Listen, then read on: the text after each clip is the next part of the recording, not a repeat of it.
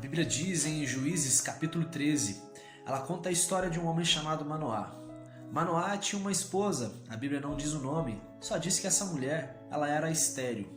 Mas certa vez o anjo do Senhor visitou essa mulher e lhe disse: mulher, você vai ter filhos. E agora você precisa se abster ali de produtos da videira, de bebida fermentada e não tocar em nada que seja impuro.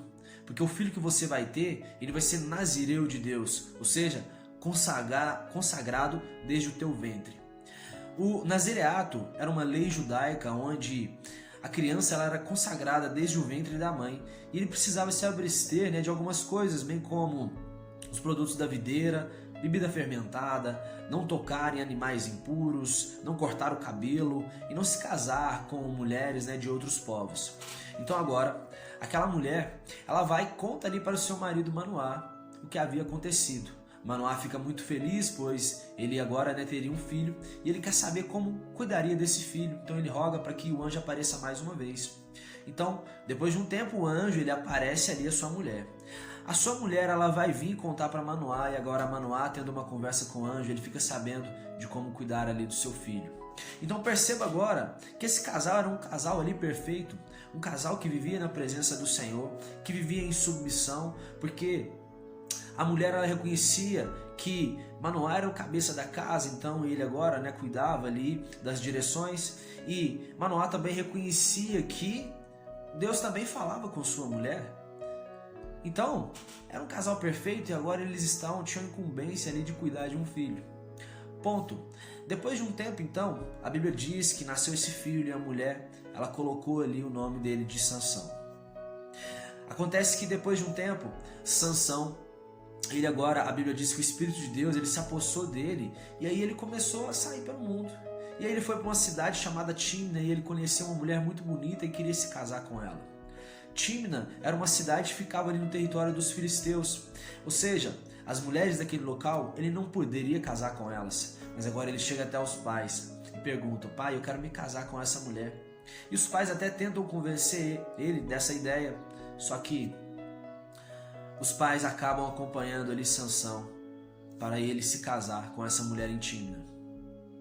Sabe, nós não podemos, não conseguimos, evitar as escolhas que os nossos filhos fazem, as más escolhas que os nossos filhos fazem, mas nós podemos evitar de acompanhar os nossos filhos nesse caminho.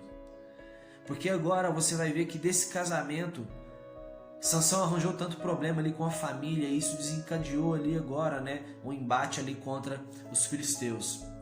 E o mais curioso que eu vejo aqui é que depois desse fato, a vida de Sansão ela começou a se definhar. Ele começou a se envolver com prostitutas e se envolver com tantas coisas erradas até ele ser capturado pelo inimigo. E você não vê a Bíblia citando mais o nome dos pais. Sabe por quê? Quando o pai ele perde a autoridade ali sobre o filho, ele deixa de governar. E agora, ao invés de governar, ele é governado. Os pais de Sansão perderam a autoridade do filho porque acompanhou ele em algo de errado, numa má escolha que ele fez. Perceba que agora, no Novo Testamento, nós temos a história do filho pródigo. Todos conhecem a história e o filho pródigo, ele veio agora ali e pediu ali para o seu pai a parte da herança. Então, naquele momento, a Bíblia não diz, mas eu creio que aquele filho ele insistiu muitas vezes para que o pai lhe desse a parte da herança. Não foi pela primeira vez que o pai lhe concedeu essa parte da herança, mas o filho insistia muito. Então, o filho ele estava ali irredutível. E sabe de uma coisa? Quando os filhos não querem obedecer, ou uma pessoa ela não quer obedecer, nem mesmo que lhe apareça um anjo, ela não vai obedecer. Então, o pai tentou, mas agora ele liberou o filho. E o pai do filho pródigo, ele não acompanhou ele nesse mundão. Ele deixou que ele fosse, sabe por quê? Ainda que o pai tivesse perdido ali o filho, ele não perdeu a autoridade sobre o filho. E quando o filho está ali nas mazelas, ele está ali agora ali no fundo do poço, ele lembra: eu tenho um pai. E esse pai, eu sei que ele vai me receber. Ainda que seja como um servo, eu tenho certeza que ele vai me receber. O que eu quero refletir com você aqui nesta manhã é que você que é pai, a palavra de Deus, eu não sou autoridade porque eu ainda não sou pai, mas a palavra de Deus ela é autoridade. Ela vai mostrar aqui agora um pai que acompanhou o seu filho nas escolhas erradas, e agora aquele filho, o final de Sansão foi ele morrer ali agora com os inimigos, porque ele teve a aprovação dos pais nos primeiros atos que ele fez de errado.